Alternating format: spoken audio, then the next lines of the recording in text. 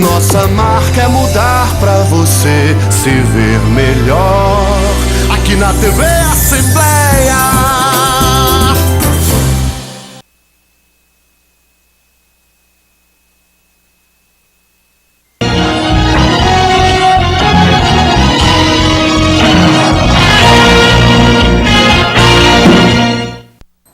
Olá, boa noite. Está no ar o programa Questão de Ordem.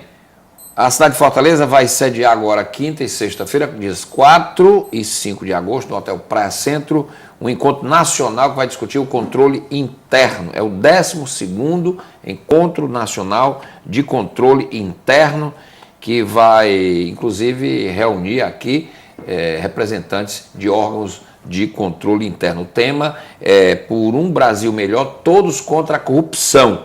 O evento tem, inclusive, a chancela, o apoio do Tribunal de Contas dos municípios aqui do estado do Ceará, aqui de Fortaleza. Neste ano, mais de 700 auditores, controladores, corregedores, ouvidores, gestores, servidores públicos envolvidos nessa questão da transparência vão participar aqui do evento.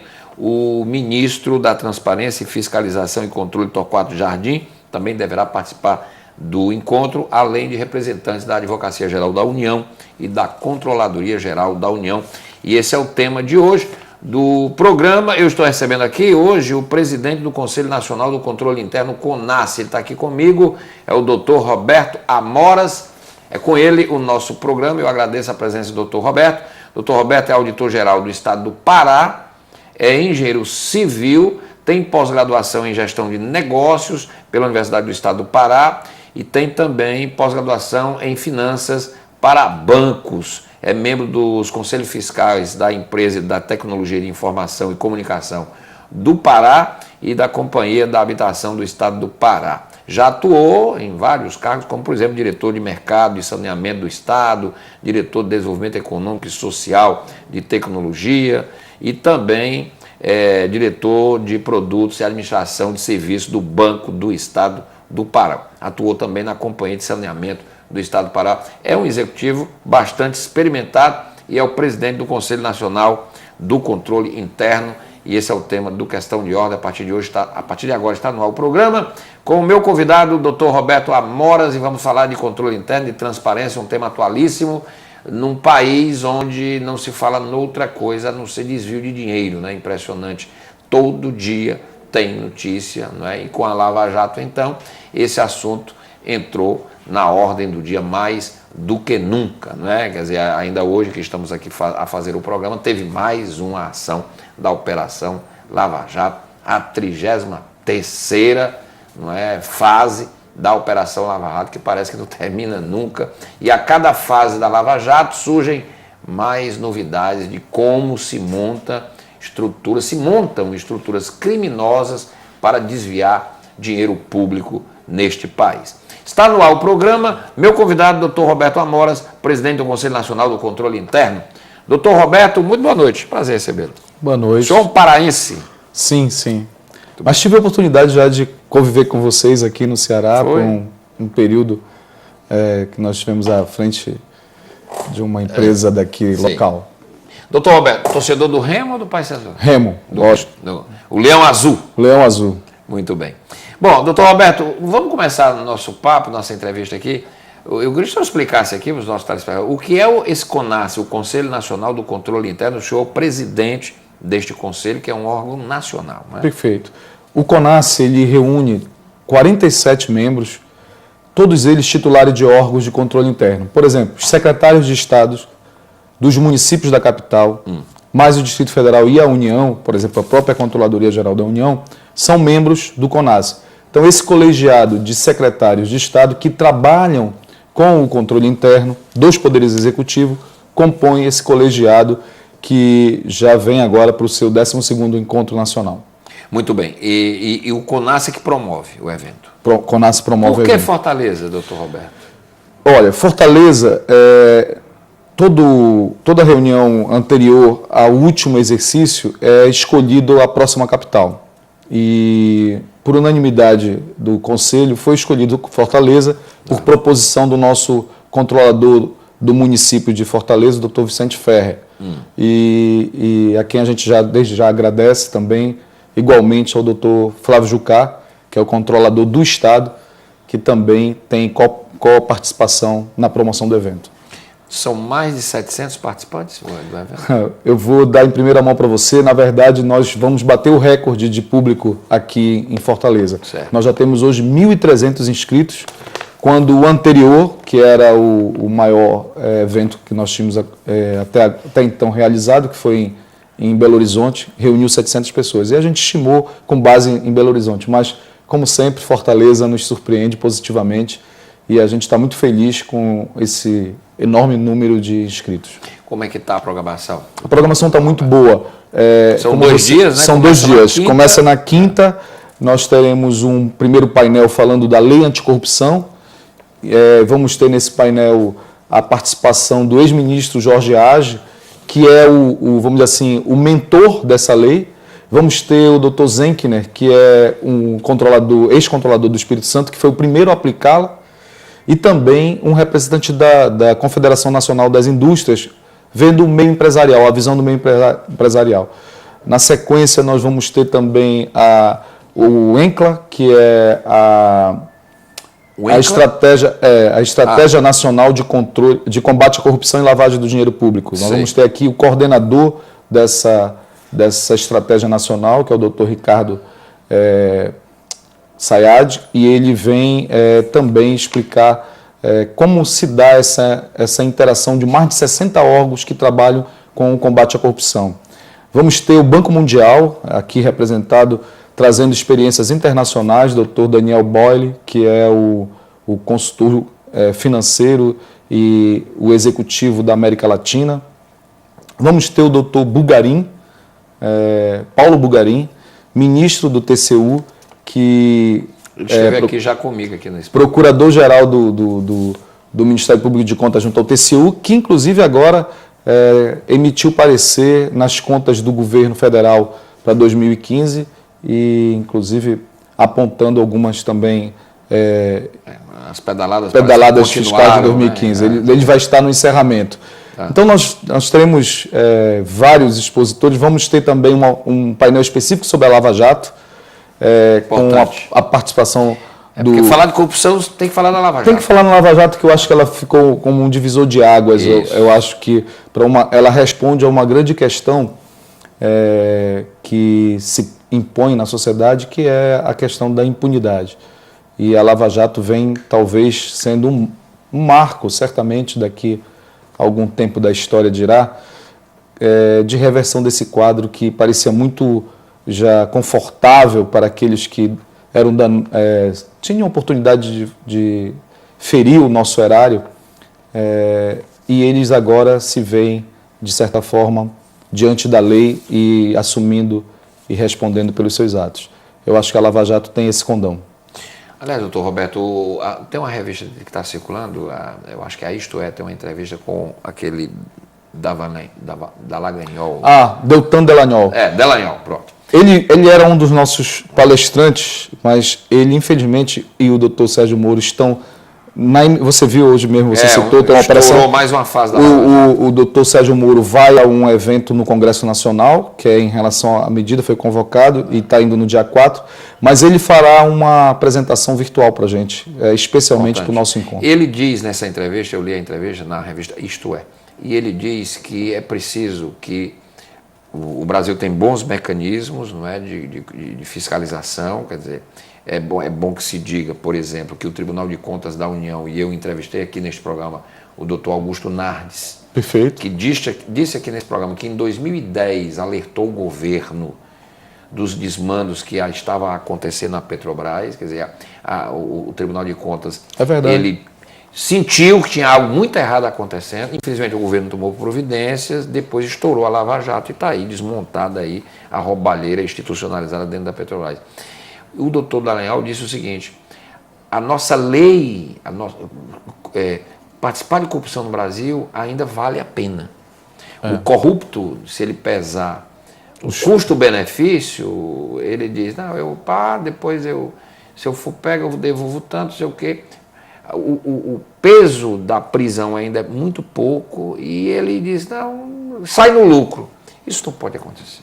Quer dizer, um país que tem uma lei frouxa, como ele disse, quer dizer, aí você não vai nunca, por mais o que haja todo esse trabalho de controle interno, quando o sujeito quer fazer a delinquência, ele vai pesar o custo-benefício. Infelizmente, o Brasil... Eu digo sempre que para o criminoso não há muita saída, né? Se ele é um delinquente, Sim. o que nós precisamos ter, as instituições precisam ter, são mecanismos que defenda a sociedade para que, ao cometer esse delito, a gente possa ter, primeiro, uma apuração mais rápida, um impedimento da continuidade e o que falta. Porque eu acho que até essas duas fases... A punição mais dura. E aí a gente também tem no nosso evento a menção, pretendemos tirar uma moção de apoio às 10 medidas de combate à corrupção, que o doutor Deltan Delagnol e o doutor Sérgio Moro são os baluartes dessa proposta que está em tramitação no Congresso Nacional. E a sociedade tem que ficar alerta para uma proposta que está tramitando no Congresso que tenta diminuir o poder dos juízes, né? Quer dizer, sob pena de diminuir, quer dizer, a arbitrariedade, você, na verdade, vai tirar dos juízes o poder de sanção muito grande. Isso só beneficia o crime. Você... O Congresso precisa estar atento aí. Não é possível que o Congresso aprove isto, né? Não é possível. Talvez porque, pela primeira vez, vamos dizer assim, está no meio do jogo desse enfrentamento perante a justiça alguns políticos. Alguns políticos, e lógico, em todo segmento você tem pessoas honradas e pessoas que não tão bem exercem o seu dever público. Mas o fato é que a sociedade também já disse o seguinte, olha, nós apoiamos as 10 medidas de combate à corrupção, são 2 milhões de assinaturas que estão lá, e por isso o processo vai tramitar com outro rito, vamos dizer assim. Até pela pressão. Pela pressão popular. E a gente compreende que numa sociedade, numa democracia, é possível o enfrentamento do debate, mas a sociedade tem que estar alerta para que o debate se dê para a melhoria dessas propostas que estão entrando, e não um retrocesso, já que avançamos talvez para merecer o que o país todo, e tem sido assim os movimentos da rua, vem exigindo. O país precisa mudar em relação ao enfrentamento da corrupção. Muitos dizem assim, mas a corrupção não só existe no Brasil. Realmente, não existe no Brasil. A corrupção existe na Noruega, na Suécia, na Dinamarca. A diferença é que, quando lá é comprovado um ato de corrupção, aqueles que o praticaram, eles têm a sanção da lei, eles têm a penalidade, inclusive da própria sociedade, que também os expele de uma certa forma como cidadão. Então, alguns direitos de cidadania também eles deixam de exercer. Então, isso é que talvez a gente precise avançar no Eu nosso acho que a sociedade Brasil. brasileira precisa também mudar a cultura de tolerância à corrupção. Exato. E, às vezes, a gente precisa se perguntar por que a gente também, muitas vezes, no nosso dia a dia, a gente comete alguns atos. Será que isso é correto também? Será que é ético eu fazer isso? Isso é uma forma de corrupção também, não? É claro que o senhor disse muito bem, a Lava Jato é um divisor de águas importante, porque pela primeira vez a gente está vendo o andar de cima, não é? Quer dizer, ser preso, essas coisas, mas acho que o objetivo não é só prender pessoas, é mudar uma cultura no país.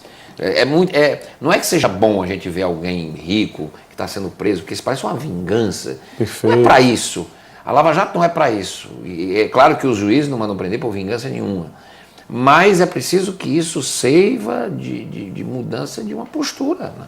Nos políticos, na sociedade como um todo. Porque também nós elegemos os políticos. Exatamente. Né? Esses políticos estão lá porque a gente os elegeu. Ninguém chegou lá de paraquedas. Né? Renato, se eu tivesse lhe conhecido antes, eu acho que você já seria um dos nossos debatedores. Porque é exatamente isso que a gente entende. A Lava Jato ela é um marco, um exemplo. Mas não necessariamente nós vamos e entendemos que por causa dela tudo vai mudar. Não. Ela será um instrumento para que a gente se lembre, para que a gente tenha como referencial que nós podemos mudar, se tivermos um comportamento como esse. Então, assim, eu acho que está perfeito. Singapura é hoje um país que é considerado um dos melhores que atuam em relação ao combate à corrupção, e eles foram, além da questão da punição, eles atacaram em 2 frentes muito fortes. A punição e a outra foi o processo educacional. Não a educação no sentido estrito senso, não, mas na educação cidadã, na ética, desde a criança entender que realmente pegar um lápis de um colega não é uma atitude correta. Isso. Então, aqueles pequenos atos de corrupção que no dia a dia o brasileiro, até por uma questão mais cultural, se acostumou a não entender isso como um fato sério, Chegamos nisso. Né? nós chegamos agora a essa questão. Eu estava lendo um livro sobre a Lava Jato, que está sendo muito bem vendido aí, de um jornalista, e é incrível, a Lava Jato começou sem querer. Uma investigação que não tinha nada a ver com nada. Se pegou o doleiro, o Youssef, e um juiz muito competente, tecnicamente preparadíssimo, que tinha feito expertise na área de combate à corrupção nos Estados Unidos, no Departamento de Justiça americano, quer dizer, que conhecia como os meandros da engenharia criminosa, não é, do colarinho branco. Quer dizer, a água correu para o mar, né, quer dizer, que é o Sérgio Moro, e isso foi caindo, né, como um dominó. Mas é bom que se entenda que ninguém começou investigando uma denúncia contra a Petrobras, uma coisa que tinha nada a ver com a Petrobras. Verdade. Aí justiça se faça aos nossos instrumentos, não é? Ao nosso Ministério Público, à Justiça, quer dizer, que são instituições do Estado brasileiro. Isso é importante ser dito, porque se não fossem essas instituições, e aí é o Brasil, quer dizer, nós temos instituições que responderam bem. Isso é importante ser dito. Porque, evidentemente, ele pode achar que nada serve, vamos jogar uma bomba e destruir tudo. Não. O encontro que o senhor preside é um exemplo que o Brasil tem mecanismo de controle que a gente precisa melhorá-los, não é? Porque talvez é muita corrupção no Brasil, talvez essa corrupção ela esteja só sendo descoberta também, de uma forma como nunca se fez. A previsão constitucional... Sem aqui querer passar a mão em cima de quem se nenhuma. meteu em... Lógico. Seja lá onde esteja, não é o objetivo nosso. Exatamente. A previsão constitucional, quando fala do sistema de controle interno, ela diz que todo ato do gestor público ele deve ser fiscalizado.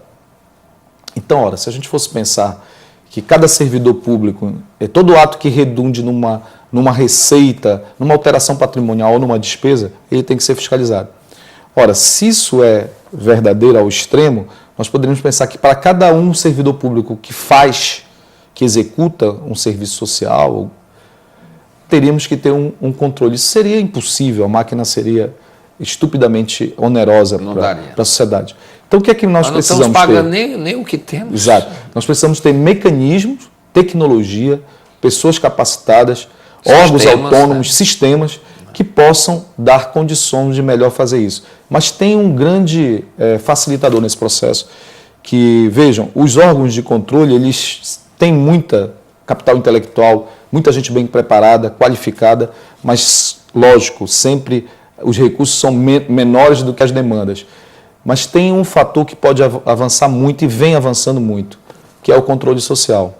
Porque, veja, se cada ato tem que ser fiscalizado, todo ato vai responder a uma demanda da sociedade. Então, se a própria sociedade consegue se autoafirmar e exercer, não só participar, mas exercer também o papel de fiscal, ele pode dar sinais a esses órgãos, como você bem colocou, os órgãos de controle interno, que aí sim eles podem vir aplicar técnica para descobrir ou para melhor combater esses pequenos atos. Porque, veja, também não é só combater a corrupção. Nós temos talvez o nosso principal papel, e é esse, porque nós somos controle interno, né? O controle externo ele tem muito mais o condão dessa busca de punição, até porque quase tudo já aconteceu, mas o controle interno não, ele pode andar a par e passos no acontecimento, e assim ele pode ser bem mais preventivo, e ele tem a grande missão de melhorar a gestão pública, para que o recurso seja melhor aplicado, com transparência, uma gestão proba, uma gestão voltada para resultados. Então, nós também atuamos fortemente com essa característica. E como você bem disse, muitas vezes os órgãos de controle alertaram algumas situações, mas por falta de uma providência, por falta de um exemplo de uma punição mais eficaz, as coisas continuaram. O senhor não acha que no Brasil poderia avançar para que esses órgãos de controle, tribunais de contas, que eles são órgãos auxiliares, não é, do Poder Legislativo, o Tribunal de Contas dos Municípios, o Tribunal de Contas do Estado, das Assembleias, o TCU, TCU do da União, Congresso, né, do Congresso Nacional. E, na verdade, quer dizer, muitas vezes isso emperra, porque o TCU manda suas recomendações e por algumas questões políticas, muitas vezes isso não anda.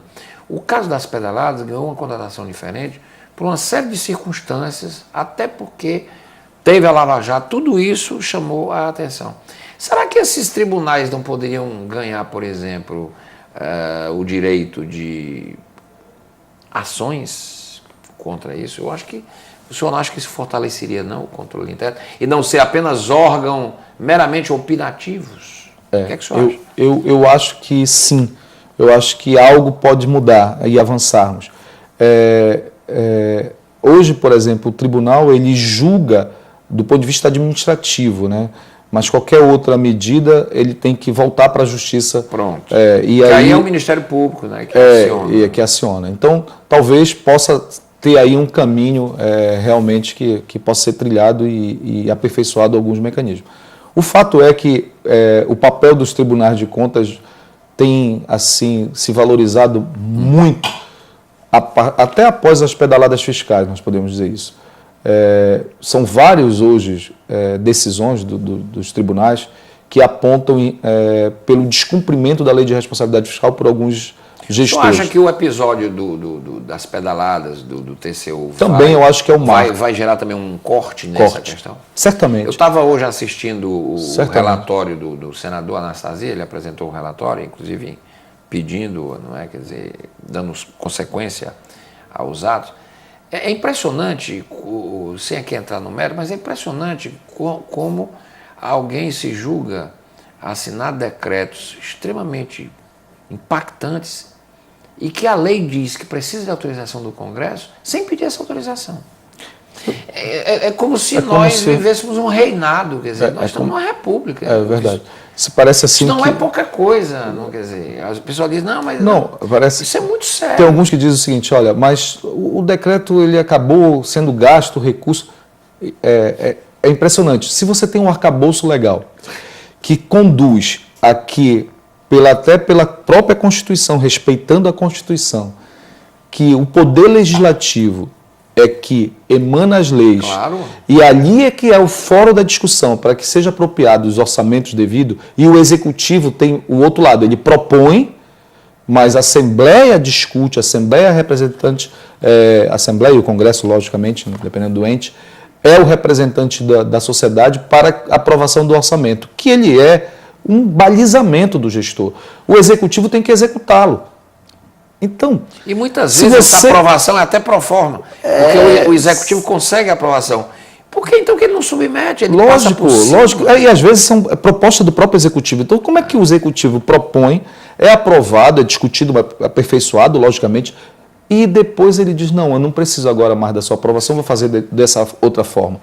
Ele não está constitucionalmente legitimado para mudar. Então, lógico que quando é praticado um ato dessa natureza, há um descumprimento e é ferido fortemente a Constituição. Quer dizer, e aí, se nós não estamos mais, e graças a Deus não estamos, as nossas instituições estão respondendo na medida do possível, lógico, da dificuldade de um país que cada vez mais está se aperfeiçoando, mas nós temos instituições que são consolidadas e respondem à Constituição. Então, é impossível imaginar que a gente possa admitir que qualquer um poder, não é só o poder executivo, mas qualquer um dele, possa descumprir a Constituição e alegar que fez isso com a maior boa intenção.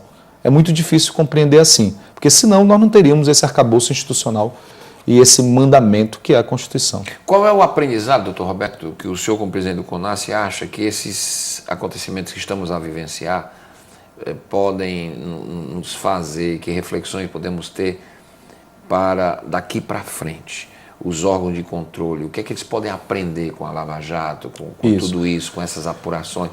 Por exemplo, eu fico aqui imaginando, já me fiz essa pergunta, já participei de um debate sobre isso, como uma empresa como a Petrobras, que é uma empresa de excelência, de ponta, uma das maiores do mundo, se permitiu tantos absurdos praticados em verdadeiras igrejinhas que se montaram dentro de diretorias que parece que não respondia a comando. Que loucura loucura é aquela? Como é que a Petrobras chegou onde chegou? Mas você sabe que existia, por parte da própria Controladoria Geral da União, já uma discussão porque as estatais consideradas de mercado, como a Petrobras, ficavam, era dito que não poderia ter uma inserção maior do órgão de controle porque eles estavam no mercado, e aí deu no que deu. Então, na verdade, o controle interno, eu diria que hoje é mas um grande auxiliar. O conselho de administração terminou não funcionando, porque se funcionasse não teria comprado aquela refinaria de Passadina. Você vê que hoje o atual presidente da Petrobras, eu me lembro bem uma entrevista que eu vi para um órgão de televisão, Pedro Parente, a primeira coisa que ele disse é o seguinte: nós estamos investindo fortemente na nossa área de controle e risco. Quer dizer, claro. O que aconteceu na Petrobras foi um enfraquecimento dessas áreas. Então, assim, agora nós também precisamos reconhecer que o controle interno, nós temos 3 tipos de controle, né? O controle externo, que a Assembleia Legislativa exerce esse papel, e é auxiliada pelos tribunais de contas. O controle interno, quer dizer, você olhando para você mesmo. E o controle social. Então, acho que para todos os 3 nós vivemos um momento ímpar. Mas é preciso também que a gente entenda, isso é uma autocrítica, nós que fazemos o controle interno, nós não temos o condão de não deixar o gestor fazer. Aquele controle interno que não deixa o gestor atuar, ele está atuando contra a sociedade, porque a sociedade precisa dos serviços, precisa da ação pública. O controle interno que vai exercer bem o seu papel é aquele que deixa fazer da forma correta e melhor para responder àquela demanda da sociedade. Esse é o nosso papel.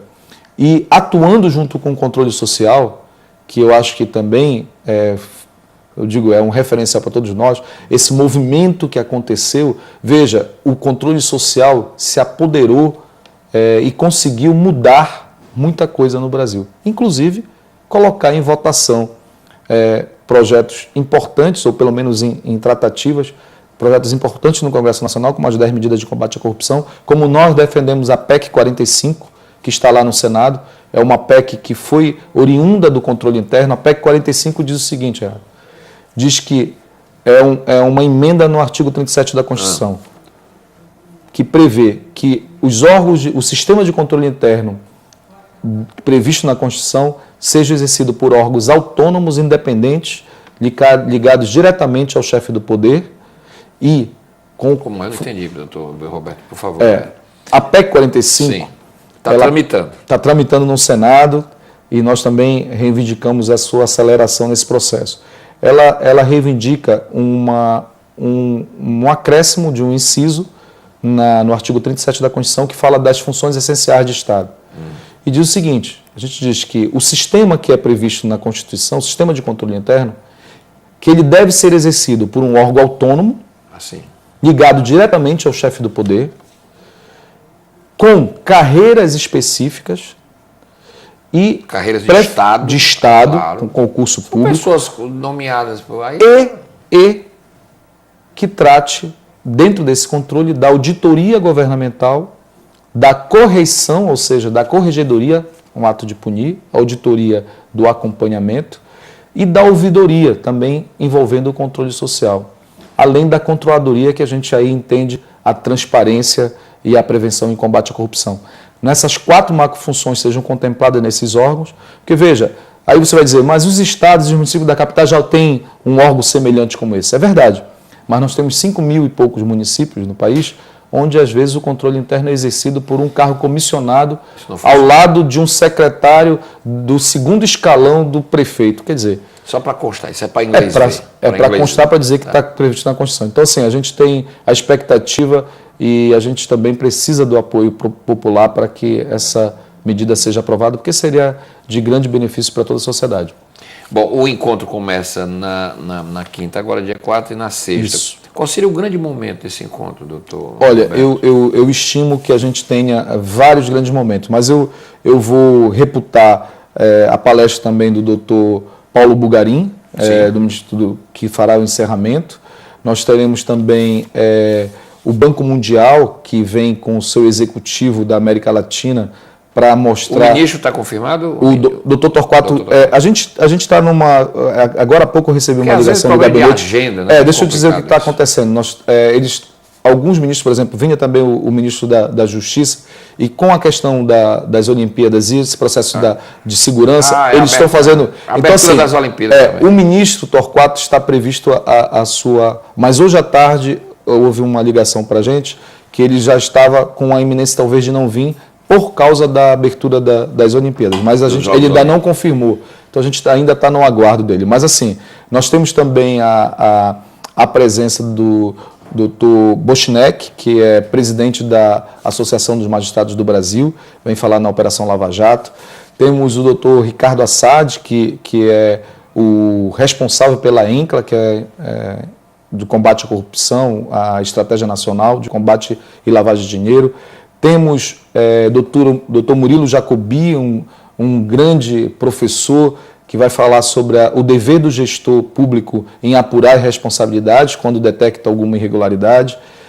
Temos vários nomes que eu fico com receio de... O ministro Jorge Age, que é o mentor da lei de anticorrupção, também fará uma brilhante palestra. Vamos ter um exemplo muito importante com o presidente do BNB aqui e a CGU para mostrar justamente aquilo que você colocou, como é que a gente pode atuar nas empresas estatais com um sistema de controle interno robusto. Teremos uma experiência de um case do Banco do Nordeste, aqui a gente agradece aqui o nosso presidente, Holanda. Temos ainda um painel em relação essa parceria do CONASSE com o Banco Mundial, que trabalha experiências internacionais com auditoria, e aí uma possibilidade, inclusive, de um apoio financeiro para esses órgãos. Então, nós temos, tem o lançamento de livros, né? Temos. Panorama do Controle Interno do Brasil. Muito importante o que você falou. Controladoria no setor público. Para você ver a importância desse livro, nós tivemos agora na ENCLA uma participação e na ENCLA tivemos um grupo de trabalho para discutir as diretrizes para o controle interno nacional para as prefeituras. E basicamente eles se apoiaram nos diagnósticos que nós temos do nosso controle, e vamos lançar agora uma versão atualizada já para o exercício de 2016. E um detalhe interessante, doutor Roberto, indo ao encontro do que o senhor falou sobre esse corte que representou a Lava Jato demonstrou que a nossa relação pode ter muitos furos, mas ela não é tão imprestável assim. Exatamente. Porque foi com esse arcabouço jurídico, com essas instituições que a gente chegou, e a Lava Jato chegou onde chegou. Que é um juiz, ele não é um super-homem, ele não caiu do céu, ele não veio de Marte, ele é um juiz que está lá na primeira instância de Curitiba, que passou a ser o autor do feito porque começou a investigar, juntou uma equipe de promotores, procuradores, etc, etc, e está chegando, quer dizer, a resultados importantes, mostrando, e ele não é um Dom Quixote, não. Existem outros juízes. Aqui mesmo no Ceará tem vários. Vários. Hoje eu vi. Então, a gente precisa entender também que é possível. A gente tem que melhorar, tem. Mas nós temos leis que podem punir, que podem, por exemplo, quanto a Lava Jato conseguiu recuperar de dinheiro? Alguém dizer, mas isso não é nem 10%, eu não sei. Eu só sei que nunca antes se recuperou tanto dinheiro roubado no Brasil. Exatamente. Não é isso? Então, isso, a gente tem que olhar também o lado positivo das coisas. Mesmo diante desses fatos que nos levam a dizer, poxa, mas que coisa. Mas e o pior é que se isso tudo estivesse acontecendo, ninguém estivesse sabendo de nada, né? Exatamente, é isso mesmo. É isso mesmo. E eu insisto, realmente você abordou muito bem. Existem outras várias decisões no âmbito de juiz em primeira instância no Brasil como um todo. Eu acho que a Lava Jato foi importante até para ressaltar a eficácia e como é importante os controles internos. Exatamente. O depoimento do juiz Sérgio Moro e do Deltan, que a gente tem a oportunidade também exclusiva para o nosso evento, eles abordam justamente isso, que a Lava Jato é uma comungação de ações de órgãos de controle, de órgãos especializados, que puderam ofertar, e aí sim teve a oportunidade também, isso é inegável, de ter um juiz corajoso de tomar algumas decisões que antes não eram tão comuns, mas não que não eram necessárias. E pelo aplauso da opinião pública, não é? Quer dizer, a partir, inclusive, da cobertura da imprensa, o Brasil, de certa forma, aplaude isto, abraça, mostrando que quer um novo rumo na administração pública brasileira, que não é mais possível ficarmos nesse negócio aí. Nós somos um país maravilhoso, né? Por isso que a gente diz que é por um Brasil melhor, todos contra a corrupção, porque o Brasil ele tem tudo que uma grande nação precisa. O que falta, então? Falta nós mesmos nos darmos essa oportunidade de enfrentar... Quem tem que construir isso somos nós, os brasileiros. Somos nós. Não vem ninguém de Marte para fazer esse serviço por nós. Exatamente. Doutor Roberto Amoras, muito obrigado. Nós é que agradecemos muito e foi muito bom falar com você. Você parece que gosta muito do tema. Esse tema é maravilhoso, né? E é um tema que a gente aqui no programa, constantemente eu tenho abordado em diversos assuntos, mas sempre, porque esse é o assunto do momento. Isso. E é muito importante que o Conselho tenha trazido aqui para Fortaleza esse 12º Encontro Nacional de Controle Interno, o tema Por um Brasil Melhor, todos pela corrupção, ou todos contra a corrupção. Nada mais atual do que esse tema, todos mesmo contra a corrupção, que começa, inclusive, nas nossas pequenas ações do dia a dia, na hora de votar nas eleições municipais deste ano. Tudo são gestos que nós podemos fazer para combater a corrupção no Brasil. Obrigado, doutor. Muito obrigado. Parabéns pelo Congresso, pelo trabalho e pelo Conselho. E eu tenho certeza que vai ser um sucesso absoluto. Doutor Roberto Amoras, meu convidado hoje aqui no programa. O Questão de Ordem fica por aqui. A gente volta amanhã. Até lá.